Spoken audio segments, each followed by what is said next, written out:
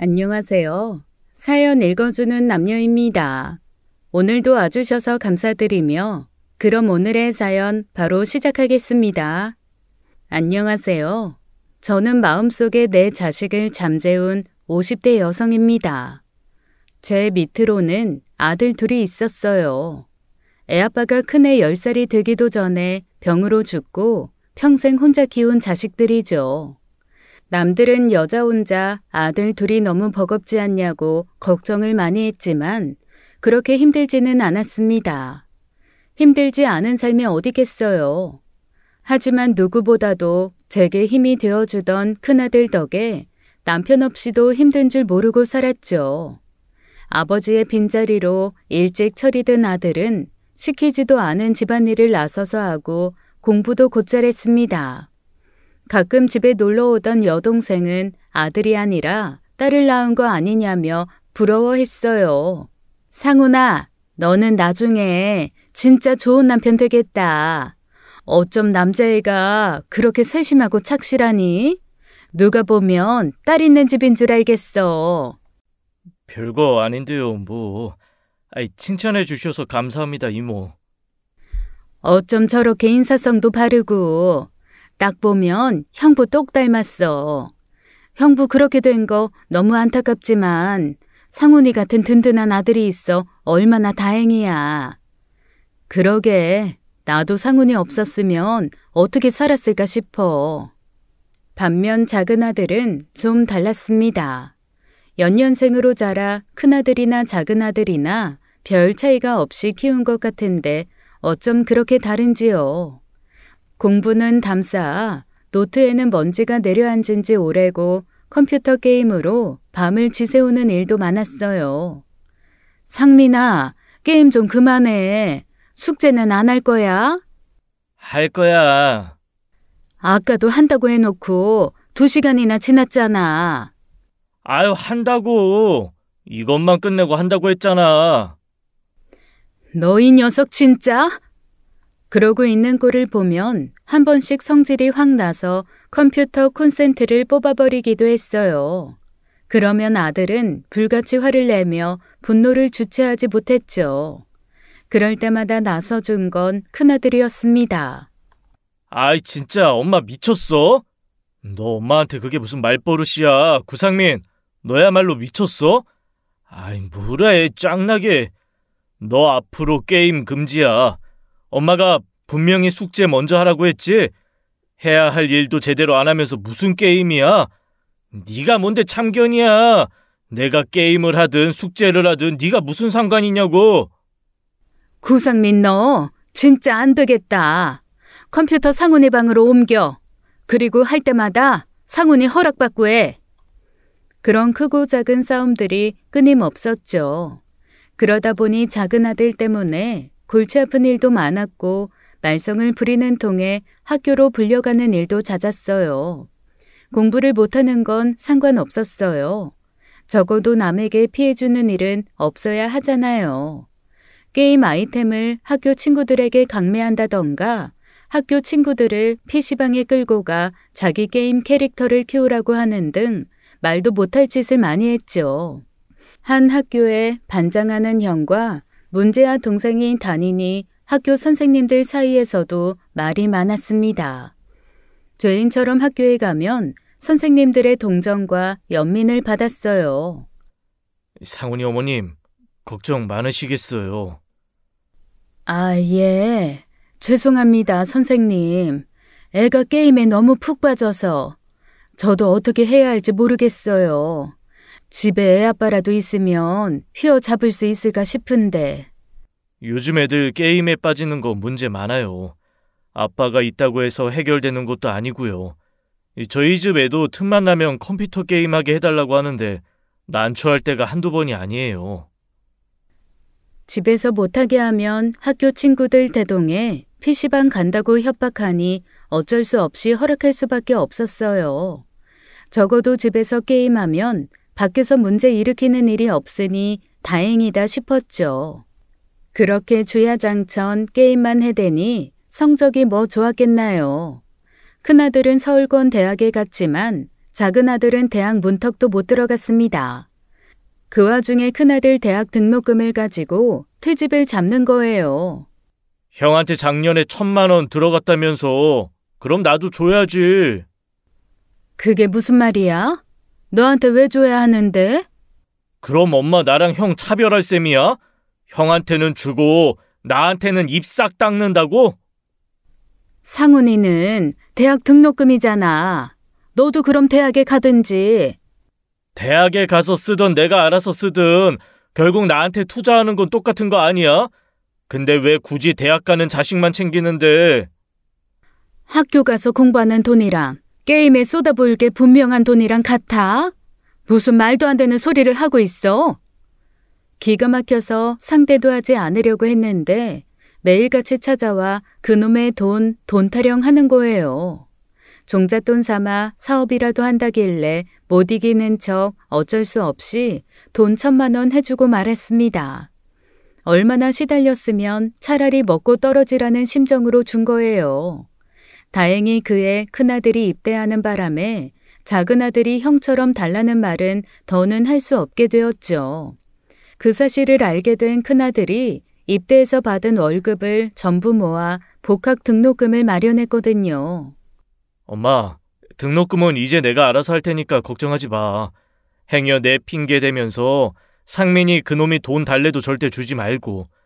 그거 그대로 뒀다가 엄마 나이 들어 노후 자금으로 써야지. 엄마 노후는 네가 걱정 안 해도 돼. 상민이야 좀 걱정이 되긴 하지만 상훈아, 엄마는 너한테 고마운 게 참 많아.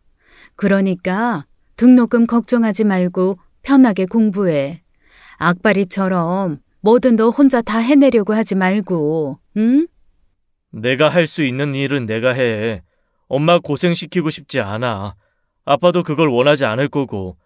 상민이가 2사람 몫을 하면 사는데 내가 엄마 안 도와주면 누가 엄마를 도와주겠어. 든든한 큰아들은 기어이 성적을 올려 전액 장학금을 받아오더라고요.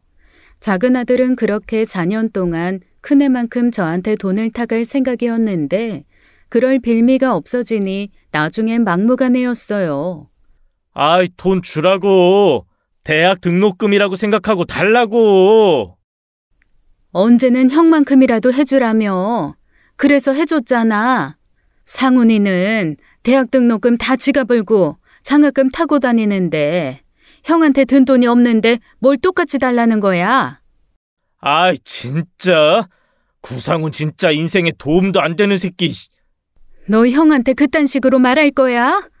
도움 안 되는 새끼를 도움 안 된다고 하지. 그럼 뭐라고 하는데? 그 일로 4년을 지겹게 싸웠어요. 그래서 작은아들이 입대했을 때 얼마나 심신이 편안했는지 모릅니다. 그 후 큰아들은 성실하게 대학 나와 좋은 직장에 들어가 아파트며 차를 사는 등 평범한 삶을 살았어요. 원래 평범한 월급쟁이가 가장 어렵잖아요. 딱 자기 몫을 하는 사람으로 자랐으면 좋겠다 싶었는데 딱 그렇게 자란 거예요. 하지만 작은아들 인생도 예상에서 벗어나지 않더라고요. 제대 후 군에서 만난 사람들이랑 사업을 시작했는데 그중 하나가 동업자금을 들고 튀어 시작도 해보기 전에 망했다더라고요. 그때도 급한 불 좀 꺼달라고 해서 돈 500인가 해줬었어요. 그 후로도 제대로 된 일자리를 찾지 않고 아는 사람끼리 우르르 몰려다니며 인생 한 방을 노리는 한량처럼 살더군요. 보다 못한 큰아들이 나서서 일자리를 구해주겠다고 했지만 오히려 작은아들은 큰아들의 인생을 비웃었습니다. 상민아, 그러지 말고 내가 일자리 하나 알아봐 줄 테니까 거기 출근해. 못해도 한 달에 250 정도는 받을 수 있는데 꾸준히 모으면 대출도 나온다더라. 너도 집 사고 안정적으로 살아야지. 뭐? 한 달에 250? 티끌은 모아봐야 티끌이야. 너 집도 대출받아 샀다며. 어느 세월에 그 빚 다 갚을래? 나는 너처럼 답답하게는 안 살아. 두고 보라고. 몇 년 후면 너보다 내가 훨씬 더 잘 살고 있을 테니까.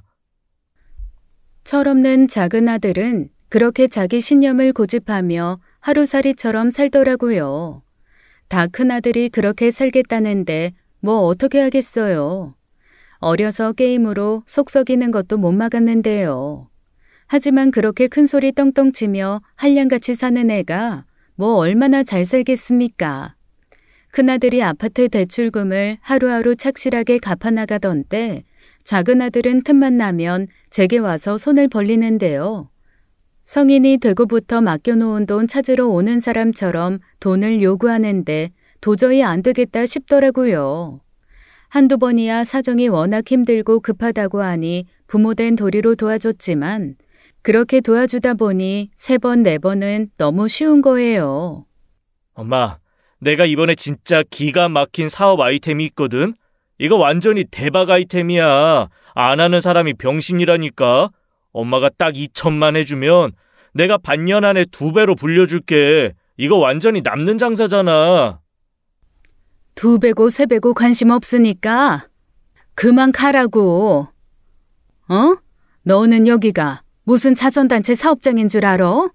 자선단체는 진짜 힘든 사람이나 돕지. 너는 진짜 힘든 것도 아니고 젊은 애가 어떻게 된 게 제대로 돈 벌 생각은 안 하고 맨날 손만 벌려.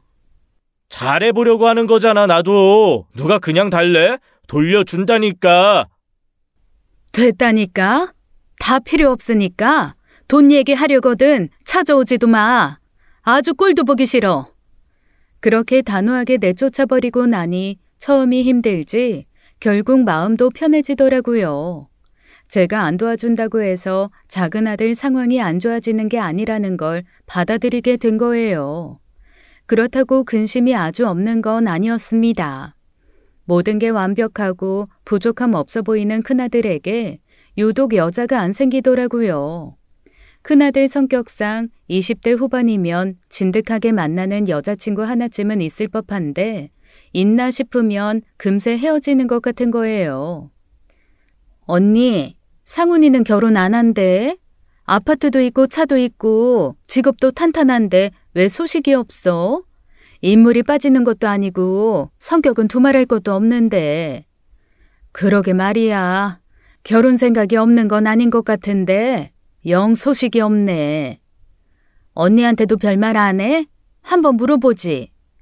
괜히 애 스트레스 받을까 봐 그렇지. 혼자서도 잘 사는데 내가 괜히 욕심내는 것 같아서. 이만큼 잘 살아주는 것만으로도 고마운데 결혼까지 재촉하면 내가 너무 양심 없지 않나 싶어서. 그래도 슬쩍 한번 물어봐. 언니 생각해서 못 가는 걸 수도 있잖아. 내 생각 때문에 못 간다고? 그게 무슨 말이야? 괜히 언니 혼자 남는 거 걱정돼서 못 갈 수도 있지. 결혼하면 지금보다 더 찾아오기 힘들 거 아니야. 자기 가정 꾸리느라 언니한테 소홀해질 텐데 그 속 깊은 애가 거기까지 생각할 수도 있잖아. 여동생 말을 듣고 보니 아차 싶더라고요. 큰아들 성격이면 충분히 그러고도 남았으니까요. 그래서 그 주 아들이 왔을 때 처음으로 결혼에 대한 계획을 물었습니다. 상훈아, 만나는 여자애는 없어? 아니, 엄마 친구 보니까 곧 결혼한다고 청첩장 주더라고. 그러면서 너는 소식 없냐고 하는데 듣고 나니 좀 궁금해서 말이야. 아직 결혼 생각은 없어. 뭐 사람이 있어야 하지.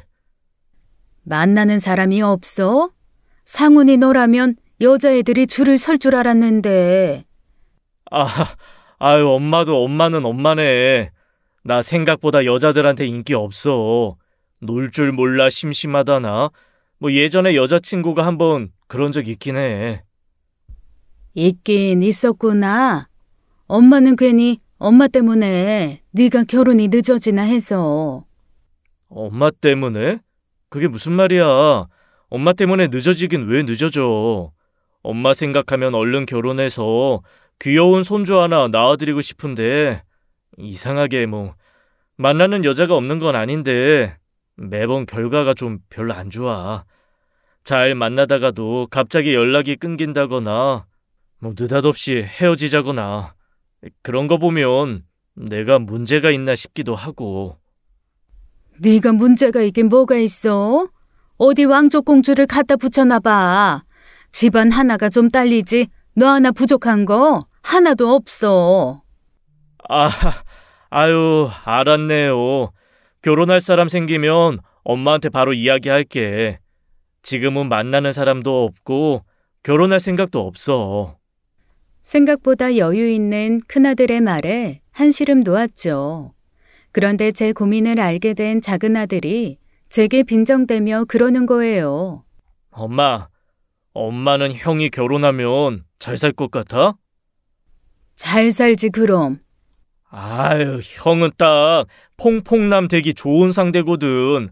아마 고생이랑 고생은 다 하고 호구처럼 살걸? 퐁퐁남? 그게 뭔데? 별 볼 일 없는 여자 만나 나중에 한눈 팔더라도 이혼도 못하고 돈은 돈대로 벌어다 바치면서 심지어 뻐꾸기 키우며 살지도 모른다는 거지. 뭐? 너 그게 대체 무슨 말이야? 무슨 말 같지도 않은 소리를 하고 있어? 왜 발끈해? 뭐 내가 틀린 말 한 것도 아니고. 구상훈 그거 은근히 호구 같은 면 있잖아. 여자가 작정하고 꼬시면 금세 넘어갈 거 뻔한데 이상한 여자 만나 결혼에 그렇게 살 바에야 지금처럼 혼자 사는 게 100배 1000배 낫지 않겠어? 네 형이 그럴 사람이라는 거야? 우리 애가 착해 빠졌어도 그렇게 사리 분별 못하는 애 아니야. 너는 형을 알기를 아유 됐다. 내가 너랑 무슨 말을 하니. 그냥 지금처럼 시시한 취미생활이나 하면서 돈 벌어다 놓고 나중에 나 결혼하면 내 아들한테 재산이나 물려주면 되지. 인생 별거 있어. 결혼 반드시 해야 하는 것도 아닌데. 저 싸가지 없는 놈이? 야, 그럴 거면 너나 그렇게 살아. 이게 진짜 못하는 소리가 없어? 너 행여 상훈이 앞에서도 그런 얘기해. 알았어? 아유, 예, 알겠습니다요. 자식이 원수예요. 내 속에서 나온 애라 어디 던져버릴 수도 없고 별 말 같지도 않은 얘기로 속을 긁는데 어처구니가 없더라고요. 그러다 두 형제 간에 엄청난 싸움이 벌어진 건 그 일이 있은 지 1년쯤 지났을 겁니다. 작은아들이 집에 있던 날이었는데 연락도 없이 큰아들이 찾아온 거예요. 그런데 큰아들이 여지껏 본 적 없는 표정으로 들어와 다짜고짜 작은아들을 찾더라고요. 상민이, 구상민 어딨어? 상훈아, 갑자기 이 시간에 무슨 일이야? 상민이는 왜? 이 새끼 내가 가만두나 봐. 야, 구상민! 당장 나와! 뭐야? 새님이 웬일로 목청을 다 높이네. 뭔데? 너 이 새끼! 순식간에 벌어진 일이었어요. 큰아들이 느닷없이 작은아들 얼굴에 주먹을 날린 겁니다. 어머머, 상훈아, 왜 그래? 대체 무슨 일이야? 그만 좀 해. 아이씨, 너 미쳤냐? 돌았어? 미친 건 너겠지, 이 미친 새끼야. 내가 영영 모를 줄 알았어? 그런 짓을 해놓고도 숨길 수 있을 줄 알았어? 큰아들의 분노에 작은아들은 어리둥절한 표정으로 서 있다가 이제야 알겠다는 듯 피식 웃더라고요. 그 비웃음은 큰아들의 더 큰 분노를 불러일으켜 결국 멱살까지 잡혔어요. 완전히 등신은 아니었나 보네. 생각보다 빨리 알아챈 걸 보니. 영서 그게 그래? 내가 한 짓이라고? 대체 왜 그딴 짓을 하는 건데? 재밌냐? 왜 내 인생에 회방을 놓는 거냐고? 회방이 아니라요, 형님. 도움이지, 도움. 영서 그게 영악하네. 내가 분명히 말하지 말라고 하니까 안 한다면서 나한테 지갑 하나 받아가던데. 너 이 자식이... 큰아들은 다시 분노로 주먹을 들었습니다. 하지만 빈정거리는 작은아들의 얼굴에 다시 매다 꽂지 못하더라고요. 무슨 일이었나 싶어 들어보니 세상에 작은아들이 큰아들 연애사에 관여를 한 모양이더라고요. 당시 큰아들에게는 6개월 만난 여자친구가 있었는데 느닷없이 헤어지자고 하니 너무 궁금했대요. 대체 왜 여자들이 자기랑 만났다 하면 1년도 채우지 못하고 이유도 없이 헤어지자고 하는지요. 그러자 고민하던 그 여자친구가 그러더랍니다. 상훈 씨 동생 악취미 가지고 있더라. 내 동생? 내 동생이 왜? 며칠 전에 상훈 씨 동생이라는 사람이 연락했어. 인스타로 연락 와서는 만나자고 하길래 만났는데 진짜 별로더라. 뭐? 상민이랑 만났단 말이야? 왜? 상훈 씨랑 헤어지라던데? 어차피 결혼해봤자 홀어머니 모시는 독박 시집살이에 양아치 같은 시동생이 있어서 힘들 거라나? 지옥불에 들어가지 말고 이거 하나 받고 나가 떨어지라고 하더라. 그러면서 작은 아들이 사줬다는 명품 지갑을 꺼내더래요. 큰아들은 들으면서도 그게 대체 무슨 말인지 이해가 되지 않아 쳐다보고 있었답니다. 솔직히 이깟 지갑에 넘어가고 싶진 않았는데 내가 좀 혹했어. 예뻐서. 근데 다시 돌려준다고 해도 어쨌든 난 받은 거잖아. 상훈 씨한테 떳떳한 사람이 되지 못했으니 헤어지는 게 맞지. 결혼해봤자 그 질 나쁜 시동생 있을 거라고 생각하니 그것도 싫고 홀어머니 모시기 싫은 것도 맞아. 아, 맞다. 그리고 이거 짝퉁이더라. 가져가서 당신 동생한테 돌려줘. 큰아들은 주머니에서 그 지갑을 꺼내 작은 아들 얼굴에 집어 던졌습니다. 그 애가 그렇게 화를 내는 걸 생전 본 적 없던 저는 그 이상을 말릴 생각도 하지 못했어요. 그런데 더 황당한 건 그게 처음이 아닌 것 같더랍니다. 그 여자가 하는 말이 작은 아들은 그전에도 몇 번 그런 짓을 한 것 같더래요. 대체 왜 그러는 건데? 왜 그렇게 말도 안 되는 짓을 했냐고? 말했잖아. 다 형 도와주려고 한 거라고. 솔직히 좀 약이 오르기도 했고 심술도 났지. 기계처럼 일에 돈은 꽤 버는 것 같더니 죄다 그걸 여자한테나 쓰고 있고, 나 힘들다고 할 때 형이 뭐 돈 100만 원이라도 도와준 적 있어? 형제한테도 안 쓰는 돈 여자한테 쓰는 게 꼴 같잖아서 인맥도 좀 쓰고 형 SNS도 좀 뒤져보고 애 좀 쓴 거지. 넌 진짜 구제불능이다. 회생하기 힘든 아주 최악의 구제불능이야. 그렇게 봐주니 고맙네. 구제불능한테 적선이라도 해주시든가. 듣자 하니 저도 너무 기가 막히고 황당해 가만히 있을 수 없었습니다. 그래서 작은 아들을 툭툭 치며 물었어요. 너 그게 사실이야? 그동안 네 형 만나는 여자들 다 회방 놓고 다녔다는 게 사실이냐고. 아이, 장난이야, 장난. 근데 나한테 고마워해야 하는 거 아니야? 하나같이 짝퉁 지갑에 해불쩍해선 형 배신한 건데, 영서 걔는 좀 별종이긴 하다. 별로 그렇게 의리 있는 것 같지도 않더만. 너 나가라. 너 당장 내 집에서 나가. 아이, 뭐야. 자식한테 부모가 내 집 너 집이 어딨어. 여기가 내 집인데 어딜 나가래. 난 도저히 널 이해하려야 할 수가 없다. 아니, 이제 이해하고 싶지도 않아. 아주 하다 별짓을 다 하지. 형 앞길에 도움은 주지 못할 망정 회방꾼은 되지 말았어야지. 당장 짐 싸서 나가. 내 말 안 들려? 당장 나가라고! 화가 난 저는 그 자리에서 작은 아들을 집 밖으로 쫓아내버렸습니다. 안 봐야 살 것 같더라고요. 그동안 큰아들이 작은 아들이 한 짓으로 괴로웠을 걸 생각하니 너무 미안하고 안타까운 거예요. 작은 아들을 내보내놓고 속상해 눈물을 흘리고 있으니 진정한 큰아들이 그러더라고요. 울지 마, 엄마. 내가 너무 흥분했어. 미안해. 네가 미안할 게 뭐가 있어. 다 상민이 저놈의 자식 때문이지. 그동안 얼마나 마음이 아팠을 거야. 얼마나 스트레스를 받았겠어. 됐어. 의혹이 풀렸으니 상관없어. 적어도 나한테 문제 있었던 게 아니라는 건 밝혀진 거잖아. 상민이 저 새끼 말대로 결국 결혼까지 하긴 힘든 사람 놓친 것뿐이니 아쉽지도 않고, 그냥 나한테 그런 짓을 했다는 게 믿기지가 않았을 뿐이야. 대체 왜 저러나 몰라. 같은 뱃속에서 나와서 똑같이 키웠는데 왜 혼자 모난 돌처럼 구냔 말이야. 미안해, 엄마. 나 아무래도 상민이 전처럼 보고 살기는 좀 힘들 것 같아. 그러니까 이해 좀 해줘. 당연하지.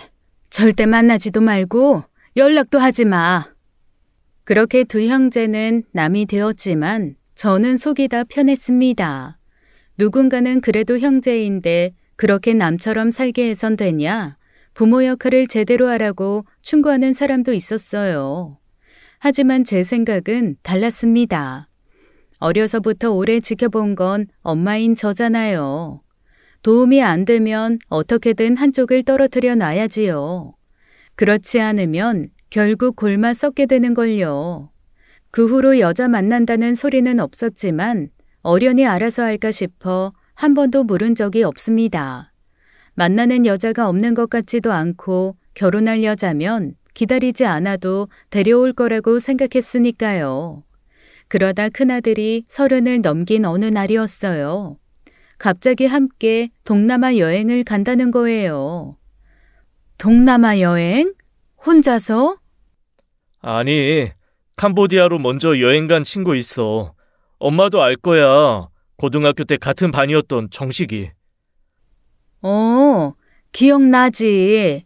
경찰한다던 애잖아. 경찰은 못했지만 회사 생활하다가 이직 준비하는 김에 시간 내서 여행 중인가 봐. 좋은 것 같아서 나도 모처럼 연차 내고 좀 갔다 오려고. 캄보디아랑 태국, 라오스 그쪽으로 좀 돌다 올 생각이야. 얼마나 있다가 오려고? 2주 정도? 그래. 너 일한다고 여행도 제대로 못 다니더니 잘 생각했어. 잘 갔다 와. 좋은 곳 있으면 제대로 눈에 담아서 다음에 엄마도 모시고 갈게. 너무 섭섭해하지 마. 섭섭하기는 엄마는 상훈이 너 좋은 거 보고 즐겁게 여행하면 그것만큼 좋은 것도 없어. 일만 하다 죽을 생각인가 싶게 제대로 된 여행도 안 다니던 녀석인지라 저는 좋은 기회라고 생각했어요. 그래서 출국하기 전날 용돈도 두둑히 챙겨 쥐어보내고 그저 안전하고 건강하게만 다녀오라고 했죠.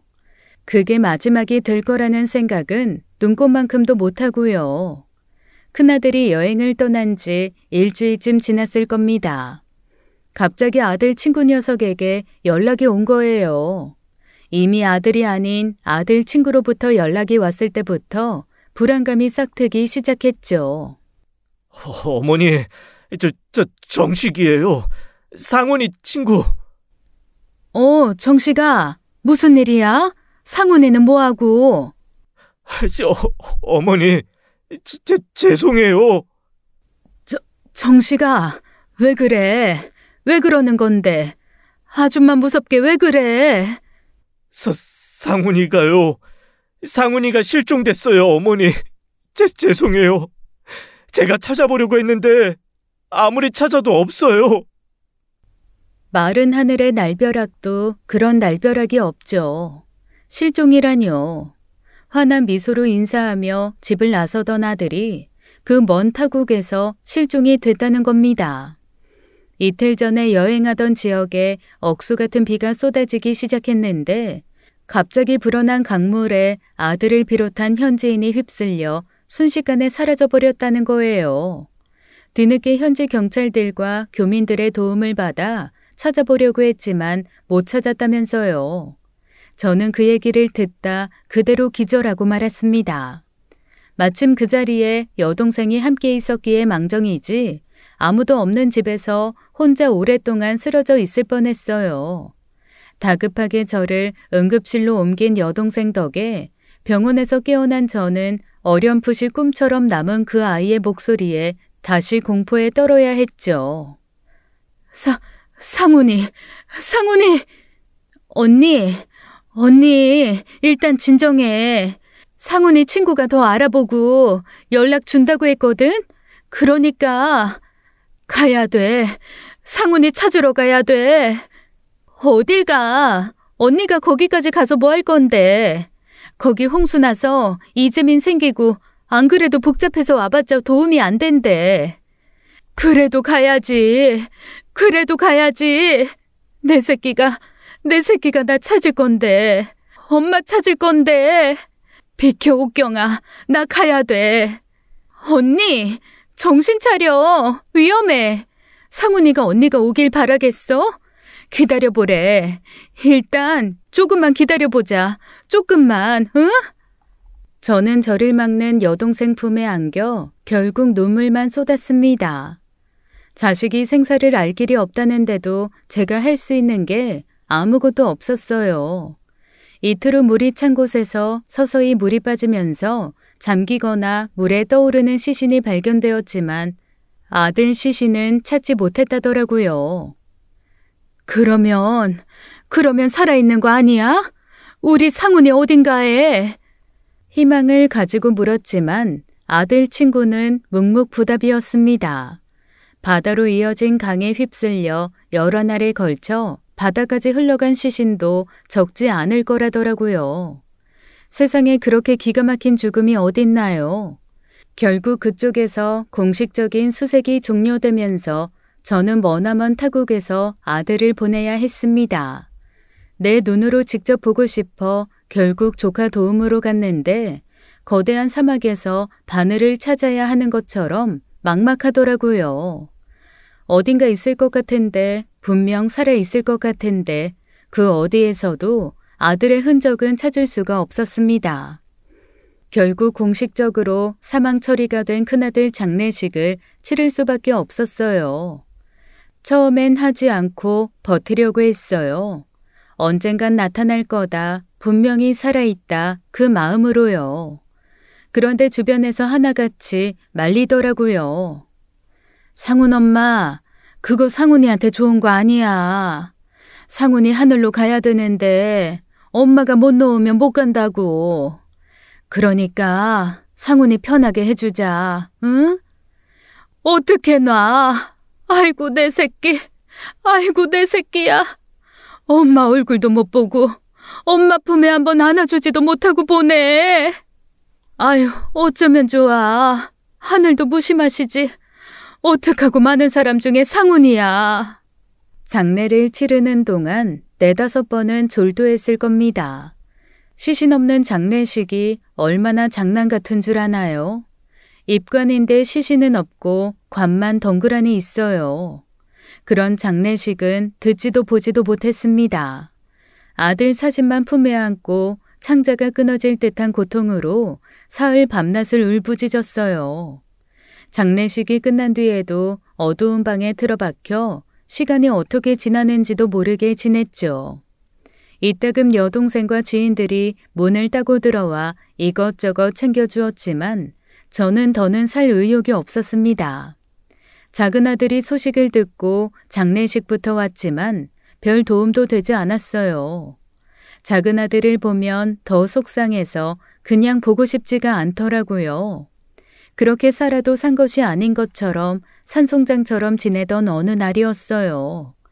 초인종이 여러 번 울리더라고요. 늘 찾아오는 사람들은 비밀번호를 알고 있어서 알아서 들어오는데 쉬지 않고 초인종을 누르는 게 이상해 나가보았죠.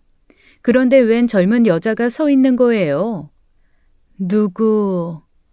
조심스레 문을 연 저는 화들짝 놀라고 말았습니다. 젊은 여자가 웬 아기를 안고 있었던 거예요. 여기 구상훈 씨 집 맞나요? 상훈이요? 예, 그런데요. 어머니, 드릴 말씀이 있어서 찾아온 거예요. 잠시 좀 들어가도 될까요? 아이가 있어서. 예? 아, 예. 어리둥절한 채 여자를 집 안으로 들였습니다. 여자는 태연하게 거실 바닥에 아이를 눕혀놓고 옷매무새를 정돈하더라고요. 대체 누군데 우리 상훈이를 알아요? 어머니, 이 아이 상훈 씨 아이예요. 예? 그 여자는 저희 집 거실 바닥에 누워있는 그 아이가 죽은 큰아들의 아이라고 했습니다. 세상이 저를 놀리는 건지 연달아 믿기지 않는 일들이 생기니 순간 이게 꿈이구나 싶더라고요. 느닷없는 아들의 죽음도 모자라 생뚱맞게 큰아들의 아이라뇨. 믿기 어려우시면 어머님이랑 유전자 검사 해보셔도 돼요. 틀림없이 상훈 씨 아이 맞아요. 결혼을 전제로 만나다 저희 집 사정 때문에 헤어지게 됐거든요. 아이 가진 걸 상훈 씨한테 말하지 않고 혼자 키우려고 하다가 최근에 사정이 나아져서 상훈 씨 다시 만나고 싶어서 온 건데 상훈 씨 그렇게 됐다는 소식에 눈앞이 깜깜하더라고요. 여자는 갑자기 눈물을 흘리기 시작했습니다. 저는 아무도 없는 집안을 두리번거리며 살폈어요. 누가 저 놀리나 싶어서요.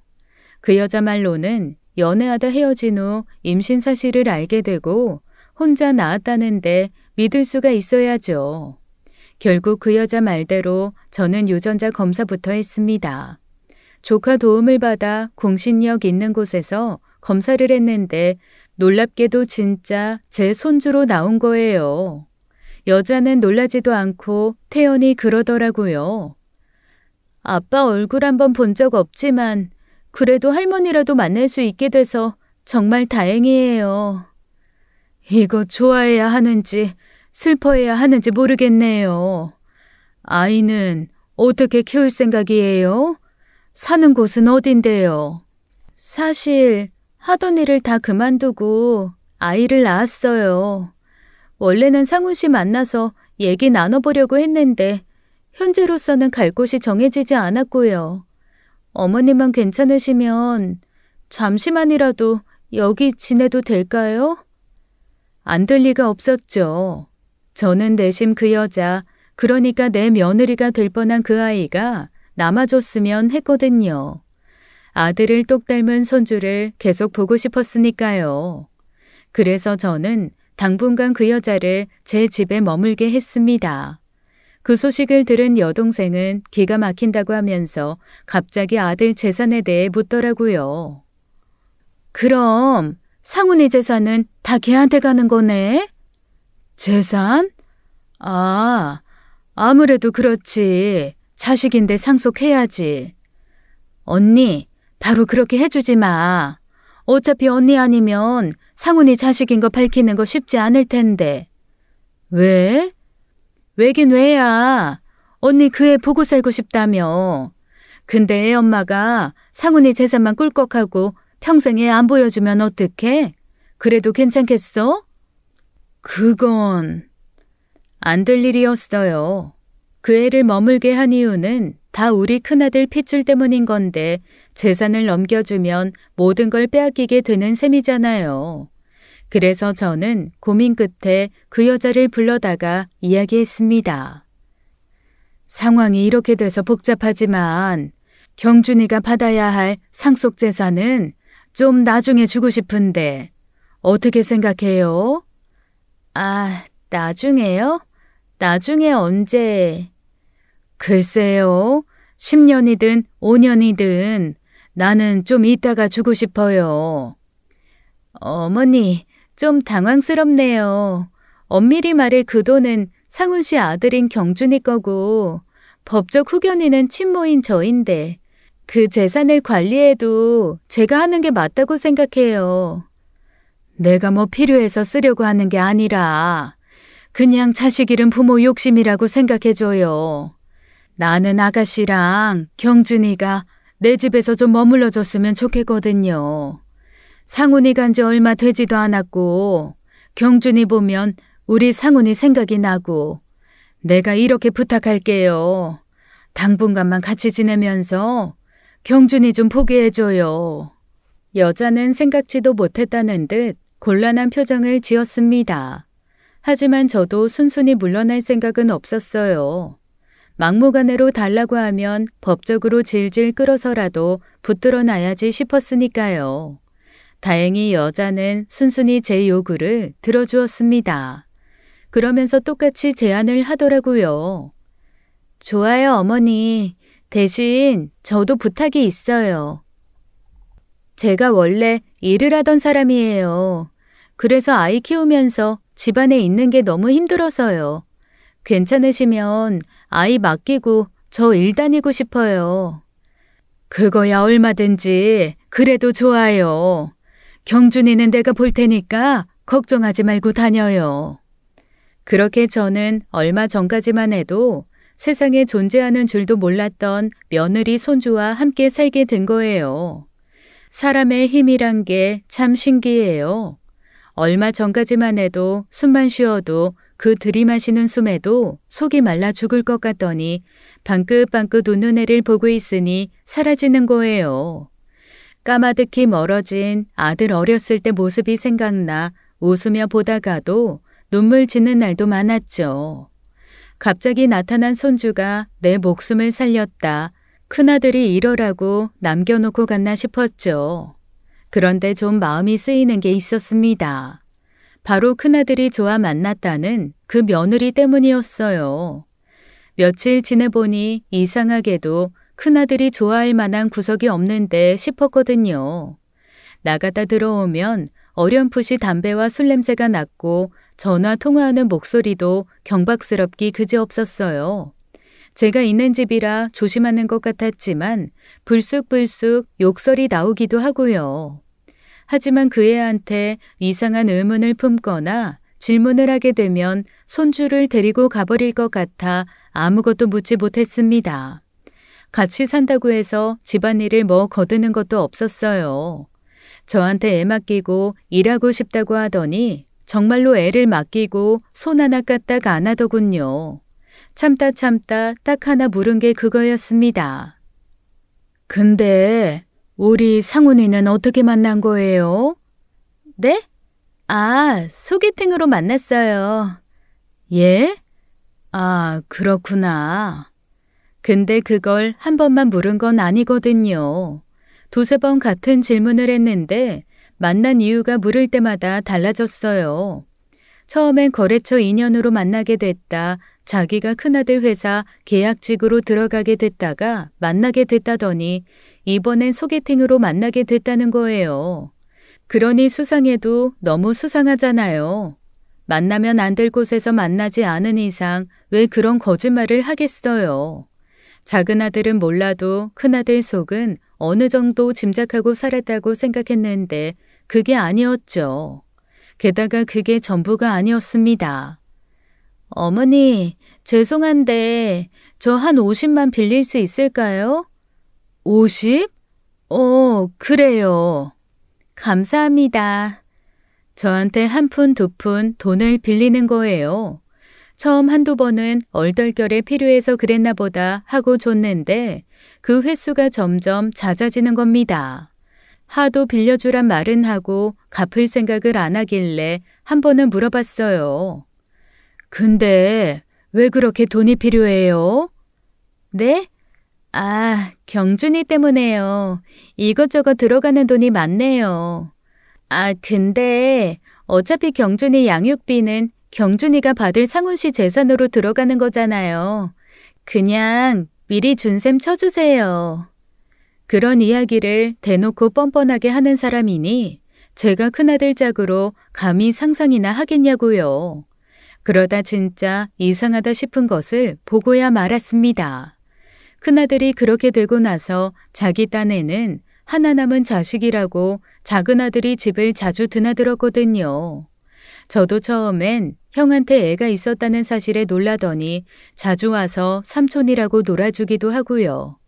그래도 집에 큰일 생기고 나서 철이 좀 들었다 싶은 행동을 보이던 어느 날이었어요. 애 목욕시키고 나오는데 거실 소파에서 둘이 찰싹 붙어 이야기하는 모양새가 영 이상하더라고요. 야, 나 옆구리에 살 많이 쪘단 말이야. 이 정도면 뭐 애교지. 살찐 것도 아닌데. 아, 만지지 말라고. 아무리 그래도 큰애랑 결혼할 뻔한 사이면 둘이 형수 시동생 사이인 건데 그건 좀 아니잖아요. 저들끼리는 말 편하게 하기로 한 모양인데 보기엔 그게 좋지 않으니 자중해달라 이야기했죠. 하지만 앞에서는 주의하겠다 해놓고 돌아서면 또 둘도 없는 친구처럼 친하게 지내는 겁니다. 며느리는 아무래도 조심스러워 아들을 불러다 그랬어요. 상민아, 아무리 상훈이가 없어도 혜정이는 네 형수야. 적당히 거리를 둬야지 둘이 너무 그렇게 가깝게 지내면 남들이 욕해. 남들 보는 앞에서 그러는 것도 아닌데 뭐가 걱정이야. 사이좋게 지내면 좋은 거지. 경준이 엄마면 가족인데 가족끼리 좀 편하게 지내면 안 돼? 그게 아니라 편한 것도 정도가 있는데 너네는 너무 보기 불편해서 그래. 아무리 가족이라도 선은 지켜라, 응? 아유, 알겠습니다요. 제가 작은 아들의 행동이 더 거슬렸던 건 큰아들이 그렇게 되기 전 작은 아들과 있었던 일 때문이기도 했어요. 큰아들이 만나는 여자마다 회방 놓았던 그 일이요. 그러다 보니 더 곱게 보이지 않았던 게 사실이었어요. 그런데 그것들이 기어이 제가 보는 앞에서 선을 넘고야 말더라고요. 밤중에 깬 손주한테 분유를 먹이고 나오는데 베란다에서 둘이 껴안고 있는 걸 보게 된 겁니다. 저것들이 드디어 미쳤구나, 천지분간을 못하는구나 싶던 그때였어요. 갑자기 작은 아들이 그러더군요. 아, 진짜. 어머니 10년 뒤에 줄 생각이면 어쩌지? 걱정하지 마. 내가 엄마 잘 달래서 1년 안으로 해결해 볼게. 엄마한테 이제 아들이란 건 나밖에 없는데 내 말 듣지 않겠어? 그거야 모르지. 잘 좀 해봐. 어머니 은근히 숨막히게 하는데 뭐 있단 말이야. 물론 경준이 봐주셔서 덕분에 너무 편하지만. 우리 형 진짜 불쌍해. 소처럼 일만 하다 결국 죽 써서 개준 꼴이잖아. 그 돈 다 내가 가질 거 알았으면 그렇게 일만 했겠어? 다 당신 거 아니야. 다는 우리 경준이 몫이니까 건드릴 생각하지 마. 아우, 알았네요. 세상에 이것들이 진짜 눈이 맞아 무서운 생각을 하고 있던 거예요. 제가 손주에게 내줄 아들 상속재산을 두 사람이 가로챌 생각이었던 거죠. 엄마 자격 없는 여자야 둘째치고 작은 아들이 사람인가 싶더라고요. 억울하게 죽은 큰아들 자식 재산에도 손을 대다니요. 내 속에서 나왔지만 어떻게 저런 괴물이 나왔을까 싶고 그 말을 듣고 있는데 심장이 크게 요동쳤어요. 먼저 간 큰아들 생각나 불쌍해 가슴이 아파 죽을 것 같았습니다. 눈에 띄지 않게 조용히 들어와 이걸 어째야 하나 싶었어요. 그것 때문에 거의 뜬 눈으로 밤을 지새우고 두 사람을 내보낸 오전이었죠. 갑자기 전화가 울렸어요. 일반 전화가 아니라 카카오톡을 통해 오는 전화였죠. 누구인가 싶어 보니 여행을 함께했던 아들 친구더라고요. 안부 전화를 했구나 싶어 전화를 받았는데 갑자기 울음소리가 들리는 겁니다. 여보세요? 정식이냐? 여보세요? 정식아, 무슨 일이 있어? 엄마. 그 순간 저는 숨을 쉴 수가 없었습니다. 꿈에 그리던 큰아들 목소리였어요. 잠을 제대로 못 자 헛것을 들었나 싶어 액정을 살폈는데 아들 친구 전화가 맞더라고요. 그런데 그 전화기에서 울리는 목소리는 영락없이 큰아들이고 엄마라고 찾으니 얼마나 놀랐겠어요. 엄마, 나야, 상훈이. 상훈아! 그제야 저는 자리에서 벌떡 일어났습니다. 죽은 줄만 알았던 큰아들이 살아있던 거예요. 아들은 우느라 제대로 말도 못했고 아들 친구가 전화를 받고 자초지종을 이야기해 주었습니다. 아들은 운 좋게 강물에 휩쓸려 떠내려가다 함께 떠밀려온 쓰레기를 붙들어 물에 잠기지 않을 수 있었대요. 그러다 정신을 잃었는데 눈을 떠보니 웬 마을이더랍니다. 떠내려오다가 머리를 부딪힌 건지 죽을 뻔했다는 충격 때문인지 기억이 없었대요. 자기가 어디서 왔는지 이름이 무엇인지 아무것도 기억이 안 나더라는 겁니다. 완전히 오지 현지인들이 살던 마을에 동떨어져 마을 사람들의 도움으로 정신을 차렸고 2주 전 몸이 나아지면서 기억도 돌아와 수소문 끝에 큰 도시로 나올 수 있었대요.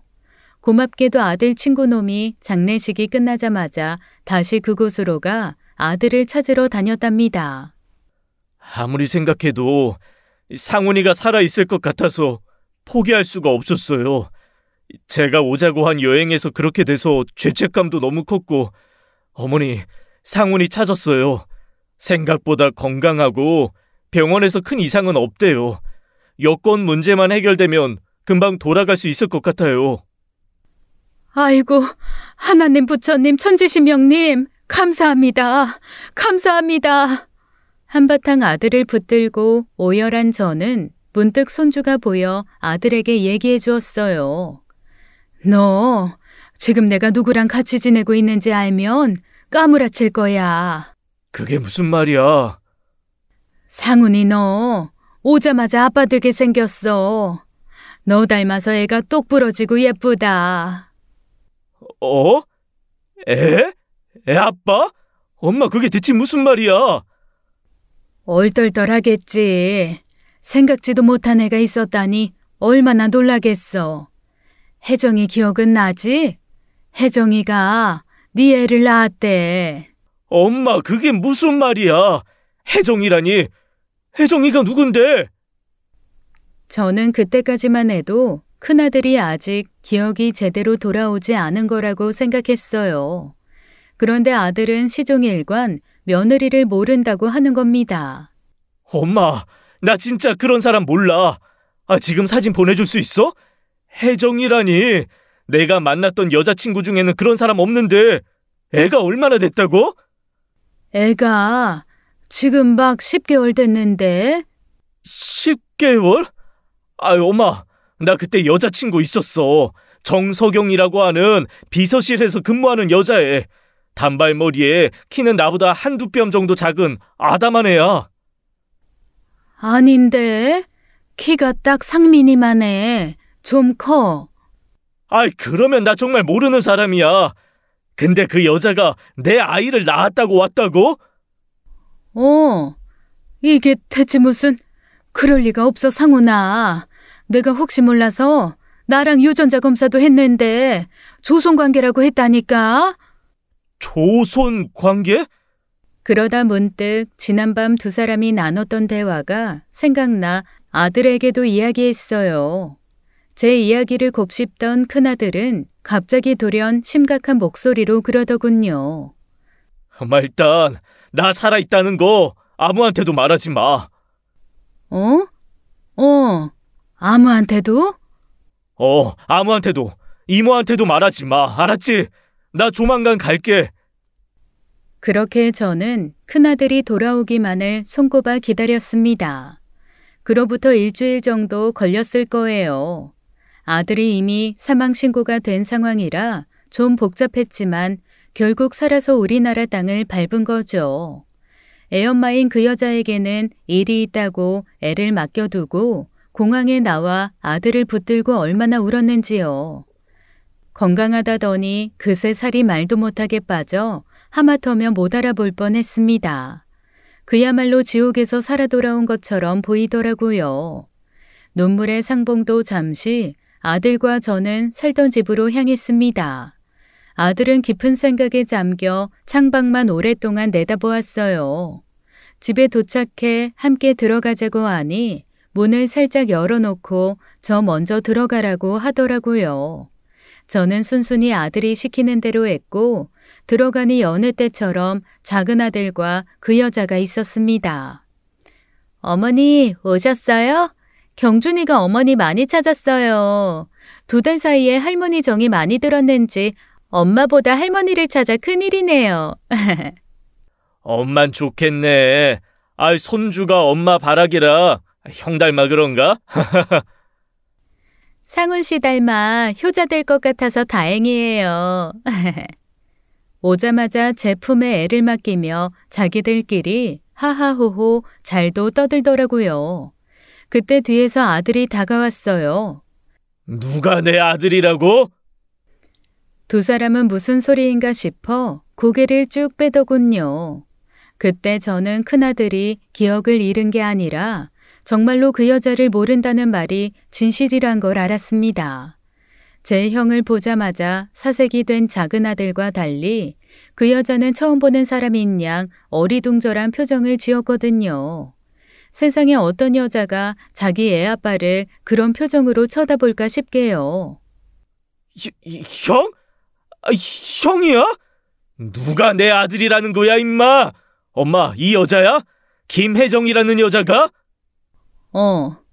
얘, 너 말 좀 해봐.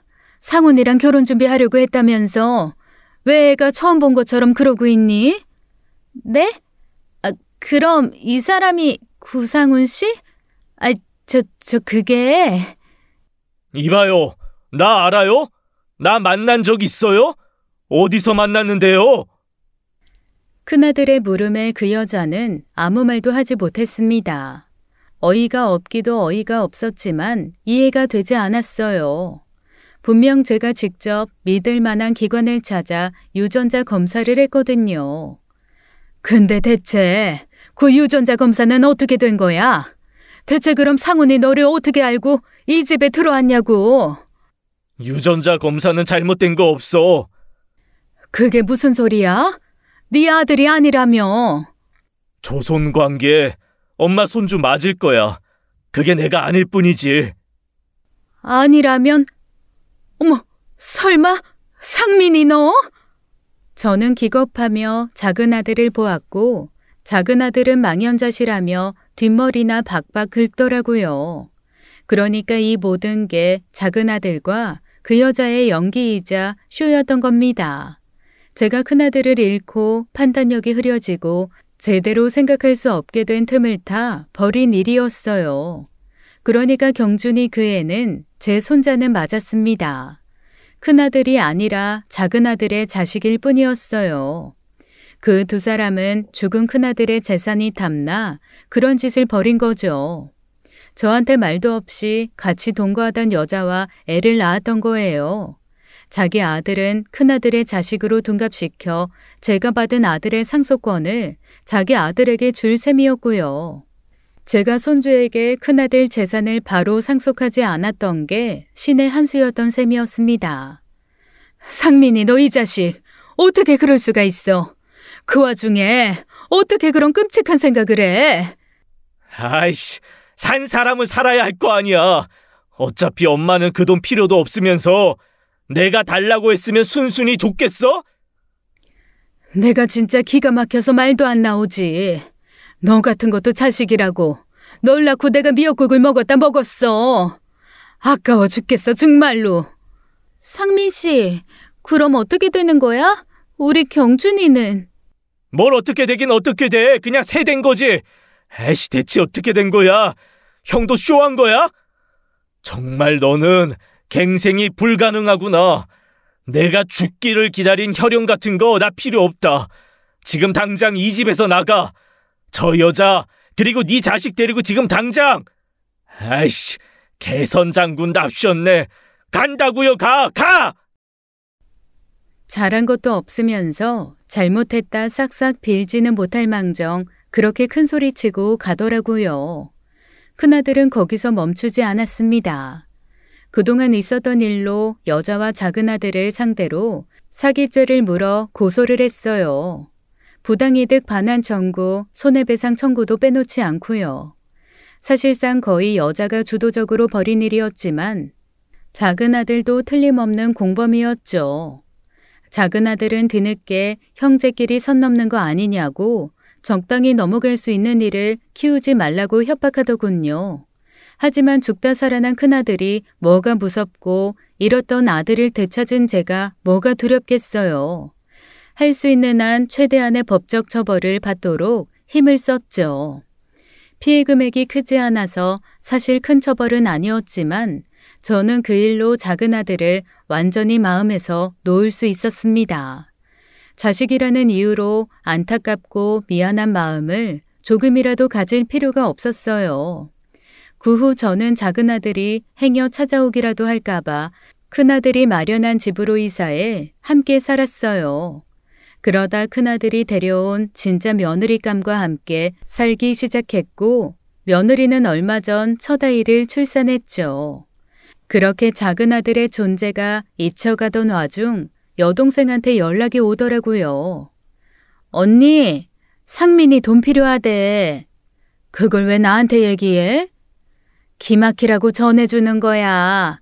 재혁이한테 연락 왔다더라. 보석금 좀 내달라고.